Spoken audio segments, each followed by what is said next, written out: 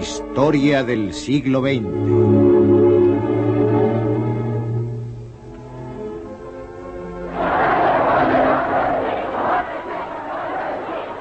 La revolución de un solo hombre, Mao Zedong. Este hombre, Mao Zedong, condujo un país de 540 millones de campesinos hacia el mundo moderno. Lo consiguió tras medio siglo de guerras civiles e internacionales. Utilizó una mezcla de nacionalismo y comunismo para mantener al pueblo unido y dirigió el Partido Comunista Chino durante 42 años.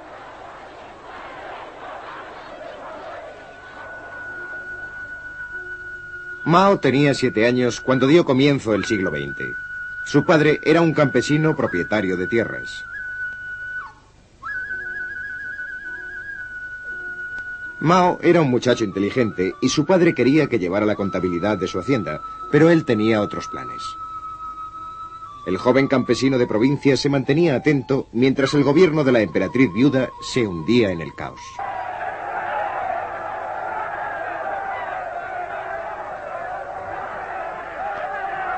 En 1912 se formó el Kuomintang, un partido popular dirigido por Sun Yat-sen. Mao Zedong, primero estudiante, después profesor y posteriormente bibliotecario, estudió historia y política en profundidad. Mao empezó a tomar conciencia de lo mal gobernada que estaba China. La mayoría de sus puertos e industrias estaban en manos de poderes extranjeros. Shanghái, controlado por británicos y franceses, era el mayor de los puertos chinos.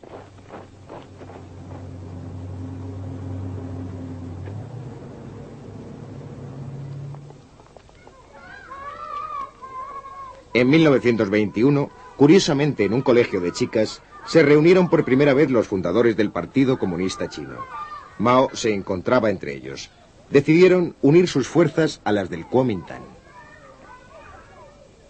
Numerosas partes del país estaban dominadas por los jefes guerreros locales. El ejército del Kuomintang, ahora respaldado por los comunistas, marchó contra ellos. Más tarde, Mao fue a la provincia de Jiangxi para organizar un ejército campesino.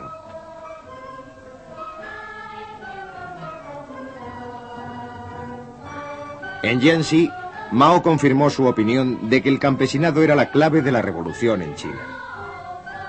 En 1927, la campaña del Kuomintang contra los jefes guerreros estaba en marcha. Pero las envidias de los comunistas en el interior del Kuomintang llevaron a una purga que supuso un desastre para estos.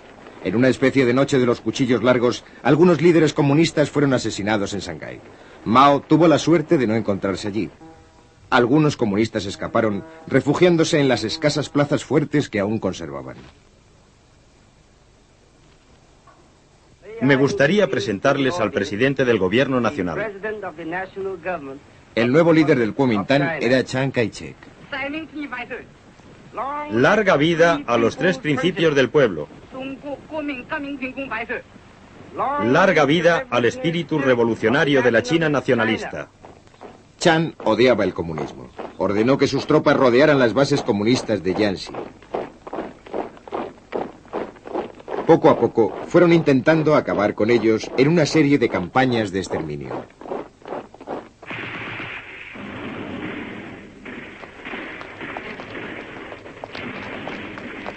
En 1934, Mao se dio cuenta de que su ejército rojo debía luchar o morir. Así que unos 100.000 hombres emprendieron la legendaria Larga Marcha, un recorrido de 9.600 kilómetros para el que necesitaron un año.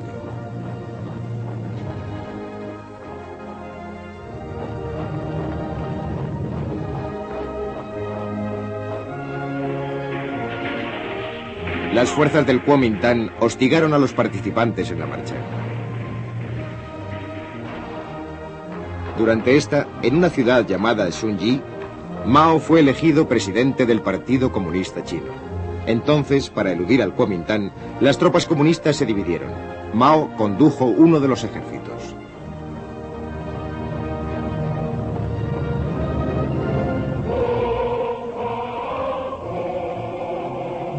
Aunque hubo desacuerdos, los participantes en la marcha acabaron por llegar a los territorios del noroeste que estaban en manos comunistas. Solo 30.000 sobrevivieron. Establecieron una base en los alrededores de la pequeña ciudad de Yenan. Vivían en cuevas hechas en las laderas de las colinas.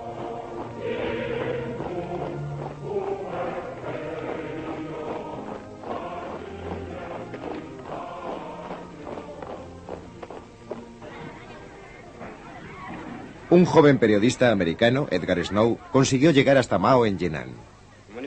Cuando Mao empezó a hablarme de sus planes sobre el futuro de China y la revolución, al principio me pareció un poco fantasioso porque él solo dominaba un territorio muy pequeño y tenía pocos hombres.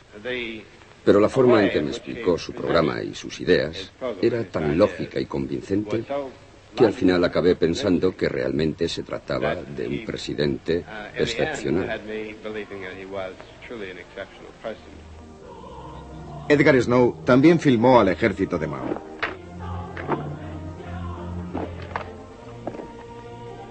Era el momento de hacer planes y preparativos.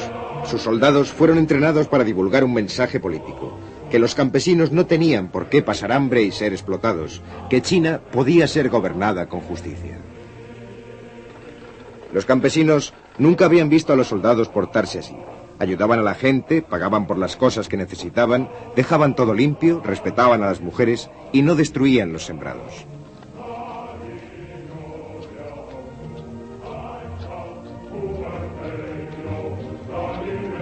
En 1937, Japón empezó una guerra con China.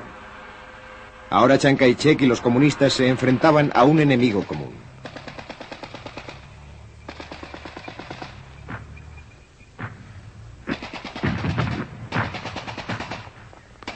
Los comunistas pidieron que se formara un frente único para combatir a Japón.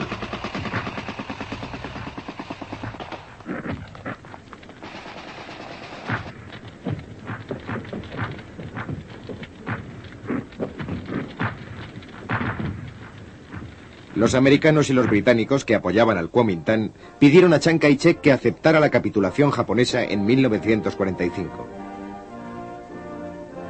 Los americanos intentaron lograr que los comunistas formasen una coalición con el gobierno chino.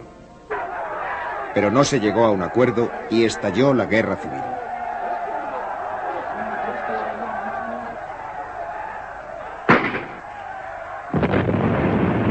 En un primer momento, el Kuomintang era muy superior numéricamente y tenía armamento más moderno, pero sus tropas estaban mal entrenadas y mal pagadas. En el verano de 1948, el Kuomintang ya había empezado a perder terreno. Mao eligió a Lin Piao como comandante para planear el ataque final. Unos meses más tarde, el Kuomintang se encontraba en franca retirada. Las tropas restantes se refugiaron en la isla de Taiwán, donde los americanos siguieron prestándoles apoyo. Para Mao Zedong se acercaba el momento por el que había luchado y hecho planes durante más de 20 años.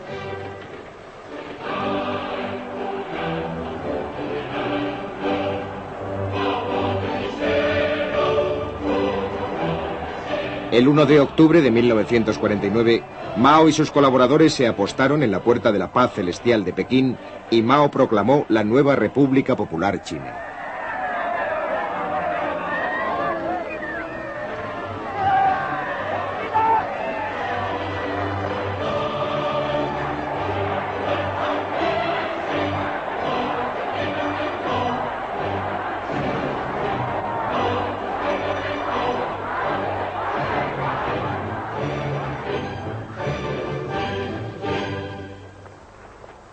La situación era muy grave.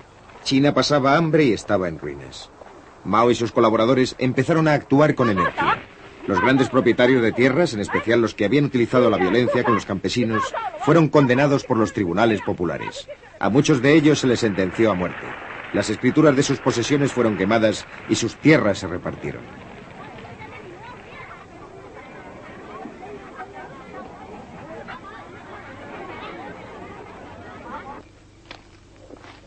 Muchos campesinos recibieron una parcela de terreno por primera vez.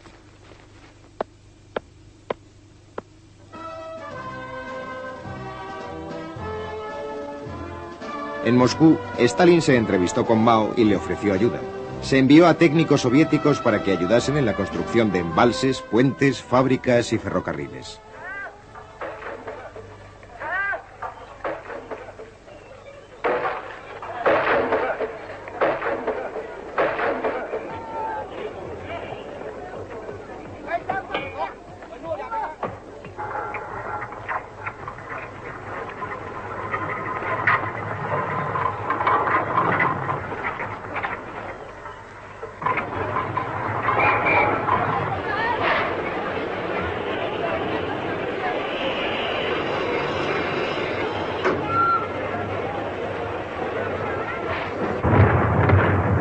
En 1950, la Guerra de Corea llevó a China a un enfrentamiento con las Naciones Unidas. En octubre, las tropas de esta organización condujeron nuevamente a los norcoreanos hasta la frontera china y Mao, a su vez, envió voluntarios a Corea atravesando el río Yalu.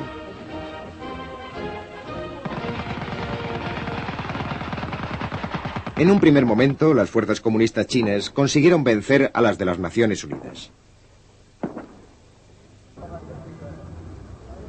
En el interior de China, la guerra provocó una campaña contra todos los extranjeros.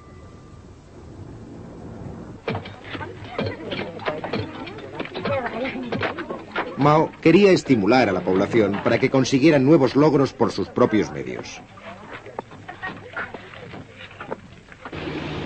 A mediados de los años 50 se formaron los colectivos agrícolas. Un colectivo era la unión de las pequeñas propiedades de los campesinos en unidades mayores.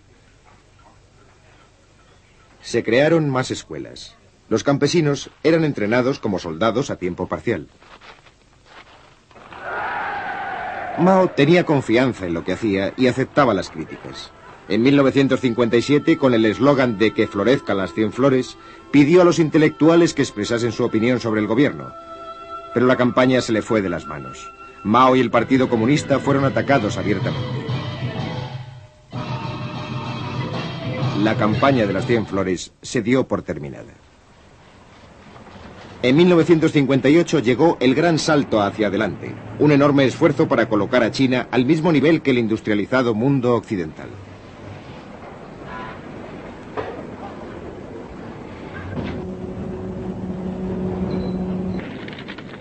Se establecieron disposiciones para crear industrias en el campo. En toda China, los campesinos intentaron producir acero en sus propios hornos. Trabaja duro durante 3 años y sé feliz durante 1000, decía el eslogan. Sin embargo, el gran salto hacia adelante no consiguió producir los resultados esperados. China no podía ir tan deprisa como querían sus líderes. Así que, aunque Mao mantuvo su puesto clave como jefe del partido, un burócrata, Liu Shaoxi, se hizo cargo de la presidencia del país. El fracaso del gran salto supuso un retroceso para China y 3 años de condiciones climáticas desfavorables y malas cosechas empeoraron la situación. La gente pasaba hambre. A pesar de las dificultades, el sistema de racionamiento evitó las muertes por inanición.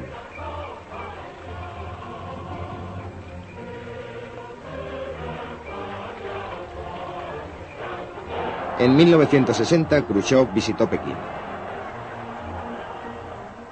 Tras la fachada sonriente, aumentaba la desconfianza y la sospecha entre China y la Unión Soviética.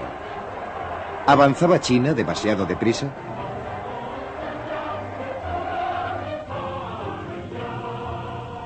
La Unión Soviética rompió la promesa de entregar a los chinos una bomba nuclear.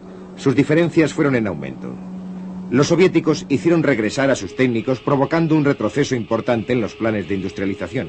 A pesar de ello, en 1963, sin su ayuda, China hizo estallar su primera arma nuclear.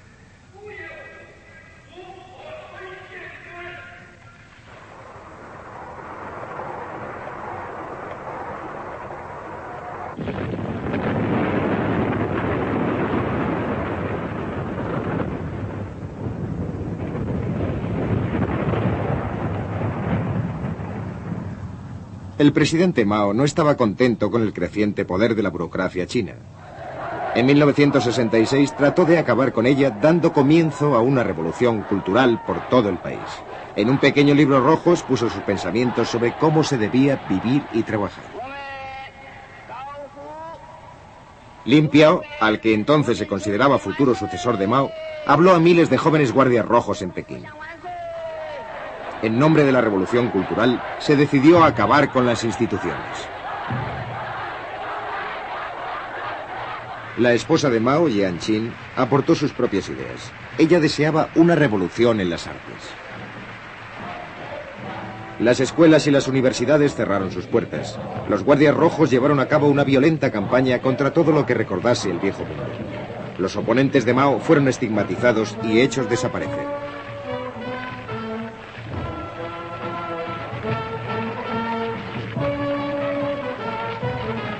Los acontecimientos fueron tomando proporciones excesivas. Solo una cosa podía hacerse: llamar al ejército para que restableciese el orden. Y así, el ejército tomó las fábricas, las comunas, los colegios.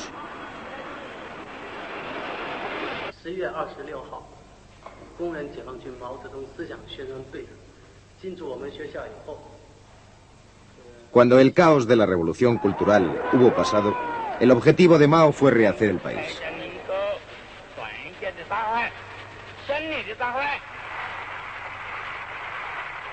Más importante que la revolución en el campo y en las fábricas, iba a ser la revolución operada en el nuevo hombre chino. Mientras tanto, en el norte, soviéticos y chinos se enfrentaron en los territorios fronterizos. Los líderes chinos veían a la Unión Soviética como una amenaza creciente. Los noticiarios expresaban esos temores. Podemos sacrificar nuestras vidas, pero no podemos perder ni una sola pulgada del sagrado territorio de nuestra patria. De esta forma, China empezó a cultivar las relaciones con otros gobiernos.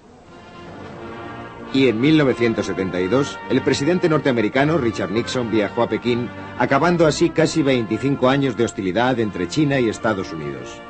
Por fin, la China comunista ocupó en la ONU el lugar que hasta entonces había ocupado el Kuomintang exiliado en Taiwán.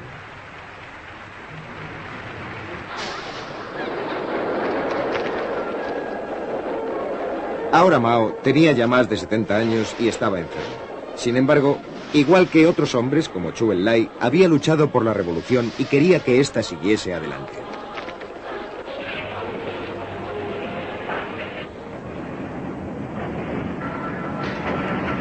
Creía firmemente que la revolución era vital para el proceso de industrialización chino.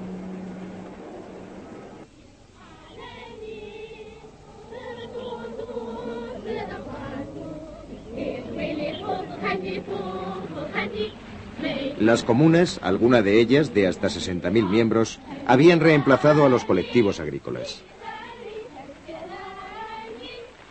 Mao había logrado mejorar el nivel de vida de centenares de millones de chinos. Para todos ellos, Mao sobresalía entre otros líderes.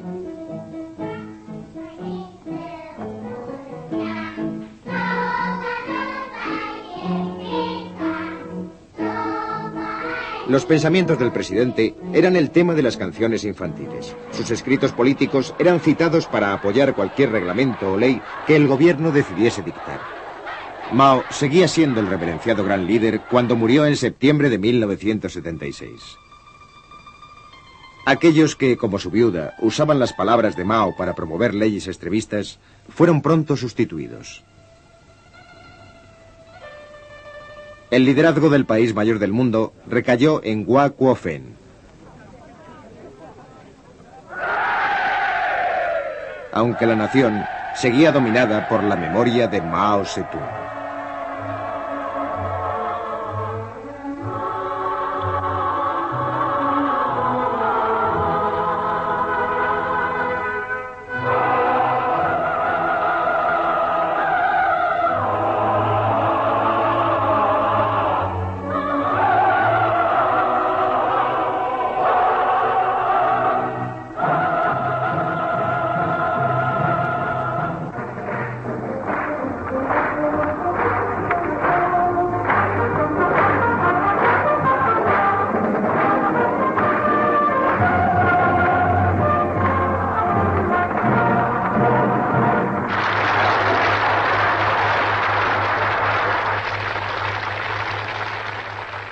Feliz durante 1000, decía el eslogan. Sin embargo, el gran salto hacia adelante no consiguió producir los resultados esperados. China no podía ir tan deprisa como querían sus líderes. Así que, aunque Mao mantuvo su puesto clave como jefe del partido, un burócrata, Liu Shaoxi, se hizo cargo de la presidencia del país. El fracaso del gran salto supuso un retroceso para China y 3 años de condiciones climáticas desfavorables y malas cosechas empeoraron la situación.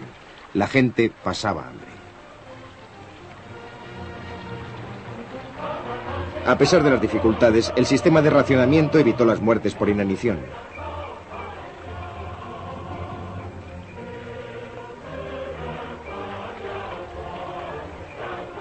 En 1960, Khrushchev visitó Pekín.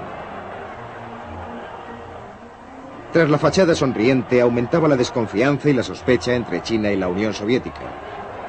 ¿Avanzaba China demasiado deprisa?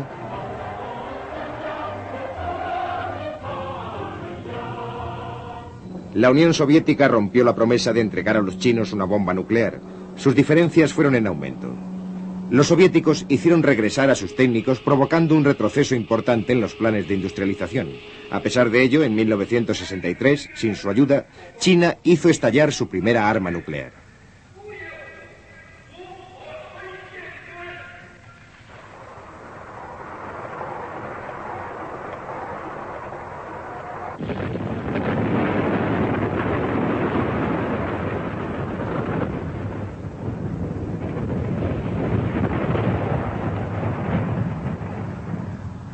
El presidente Mao no estaba contento con el creciente poder de la burocracia china. En 1966 trató de acabar con ella, dando comienzo a una revolución cultural por todo el país. En un pequeño libro rojo expuso sus pensamientos sobre cómo se debía vivir y trabajar. Lin Piao, al que entonces se consideraba futuro sucesor de Mao, habló a miles de jóvenes guardias rojos en Pekín. En nombre de la revolución cultural, se decidió acabar con las instituciones. La esposa de Mao, Jiang Qin, aportó sus propias ideas. Ella deseaba una revolución en las artes. Las escuelas y las universidades cerraron sus puertas. Los guardias rojos llevaron a cabo una violenta campaña contra todo lo que recordase el viejo mundo.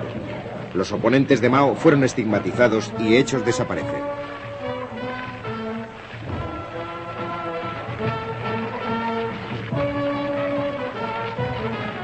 Los acontecimientos fueron tomando proporciones excesivas.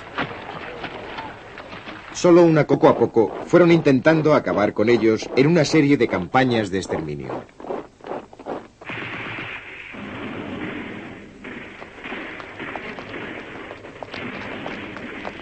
En 1934, Mao se dio cuenta de que su ejército rojo debía luchar o morir. Así que unos 100.000 hombres emprendieron la legendaria Larga Marcha, un recorrido de 9.600 kilómetros para el que necesitaron un año.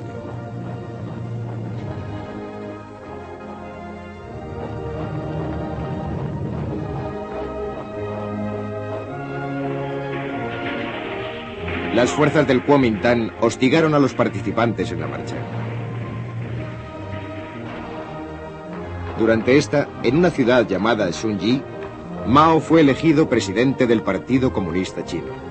Entonces, para eludir al Kuomintang, las tropas comunistas se dividieron. Mao condujo uno de los ejércitos.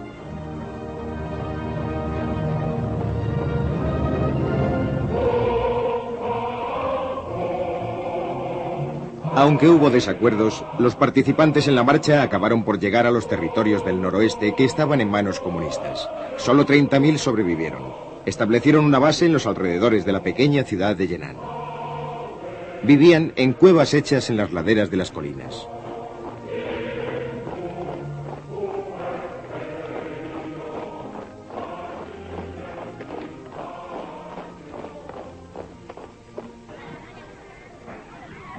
Un joven periodista americano, Edgar Snow, consiguió llegar hasta Mao en Yenan. Cuando Mao empezó a hablarme de sus planes sobre el futuro de China y la revolución, al principio me pareció un poco fantasioso porque él solo dominaba un territorio muy pequeño y tenía pocos hombres. Pero la forma en que me explicó su programa y sus ideas era tan lógica y convincente que al final acabé pensando que realmente se trataba de un presidente excepcional. Edgar Snow también filmó al ejército de Mao.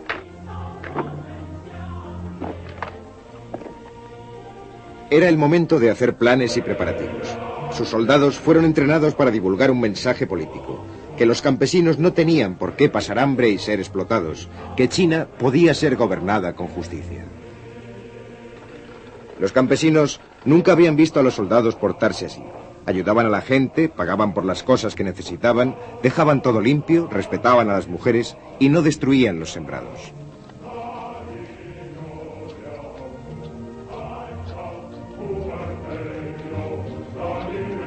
En 1937, Japón empezó una guerra con China. Ahora Chiang Kai-shek sobrevivieron. Establecieron una base en los alrededores de la pequeña ciudad de Henan. Vivían en cuevas hechas en las laderas de las colinas.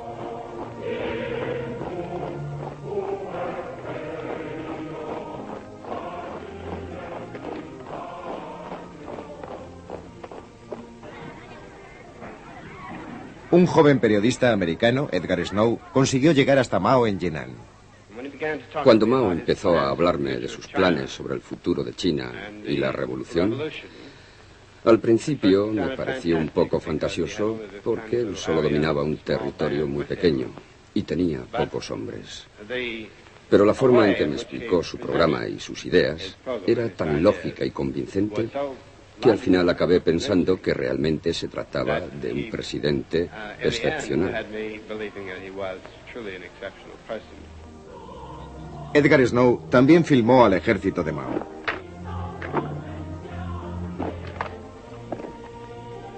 Era el momento de hacer planes y preparativos. Sus soldados fueron entrenados para divulgar un mensaje político, que los campesinos no tenían por qué pasar hambre y ser explotados, que China podía ser gobernada con justicia. Los campesinos nunca habían visto a los soldados portarse así. Ayudaban a la gente, pagaban por las cosas que necesitaban, dejaban todo limpio, respetaban a las mujeres y no destruían los sembrados.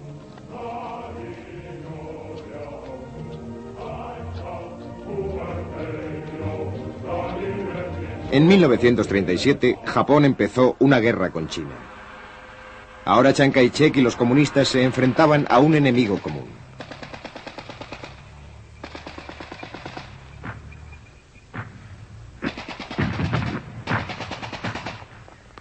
Los comunistas pidieron que se formara un frente único para combatir a Japón.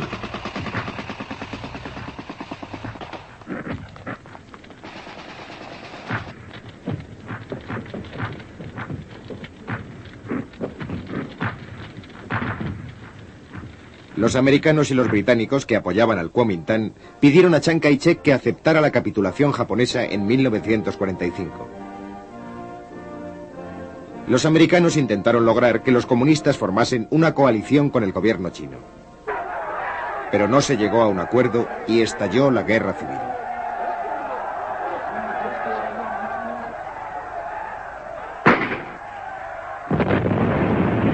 En un primer momento, el Kuomintang era muy superior numéricamente y tenía armamento más moderno, pero sus tropas estaban mal entrenadas y mal pagadas.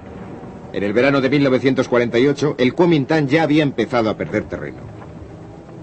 Mao eligió a Lin Piao como comandante para planear el ataque final. Las escuelas y las universidades cerraron sus puertas. Los guardias rojos llevaron a cabo una violenta campaña contra todo lo que recordase el viejo mundo. Los oponentes de Mao fueron estigmatizados y hechos desaparecer.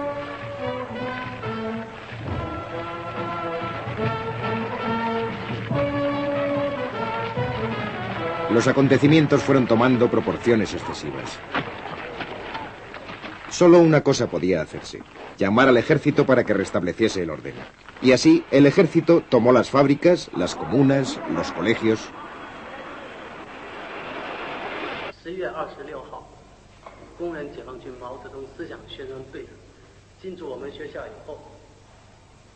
Cuando el caos de la revolución cultural hubo pasado, el objetivo de Mao fue rehacer el país.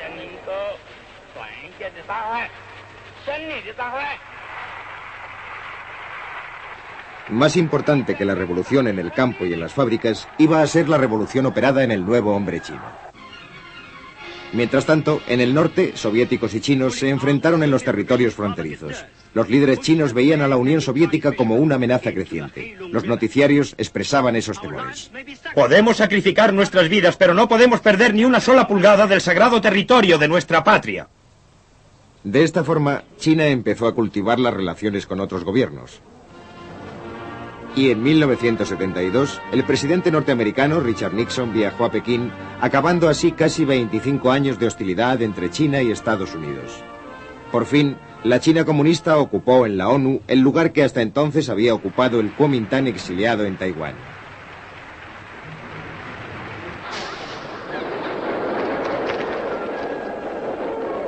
Ahora Mao tenía ya más de 70 años y estaba enfermo. Sin embargo, igual que otros hombres como Zhou Enlai, había luchado por la revolución y quería que ésta siguiese adelante.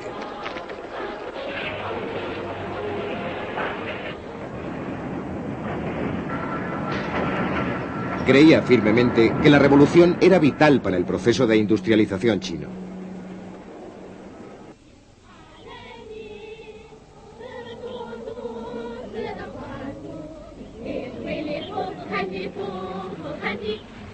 Las comunas, alguna de ellas de hasta 60.000 miembros, habían reemplazado a los colectivos agrícolas.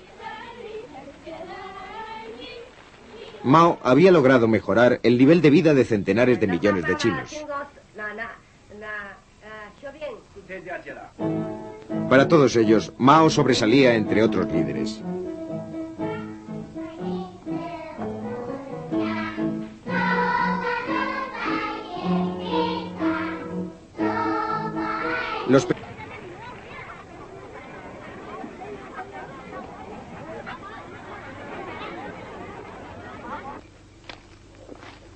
Muchos campesinos recibieron una parcela de terreno por primera vez.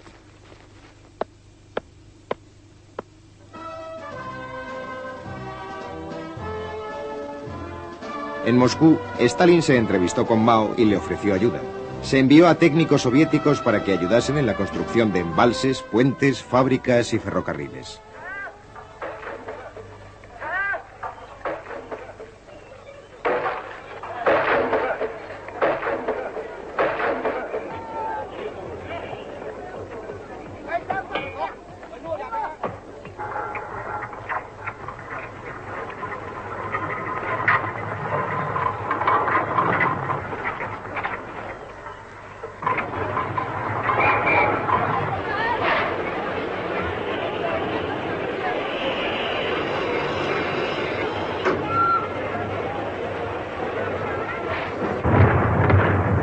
En 1950, la Guerra de Corea llevó a China a un enfrentamiento con las Naciones Unidas. En octubre, las tropas de esta organización condujeron nuevamente a los norcoreanos hasta la frontera china y Mao, a su vez, envió voluntarios a Corea atravesando el río Yalu.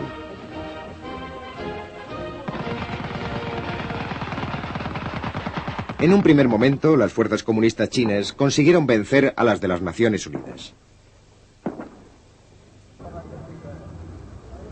En el interior de China, la guerra provocó una campaña contra todos los extranjeros.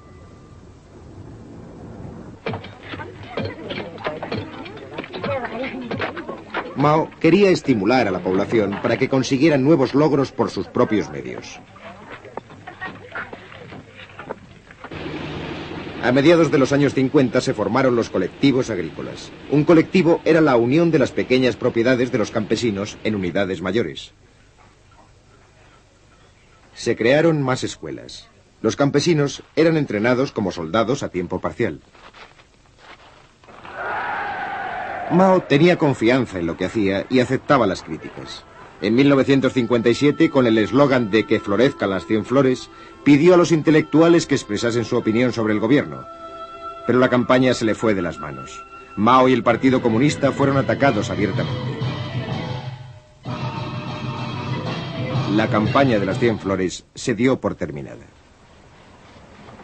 En 1958 llegó el gran salto hacia adelante, un enorme esfuerzo para colocar a China al mismo nivel que el industrializado mundo occidental.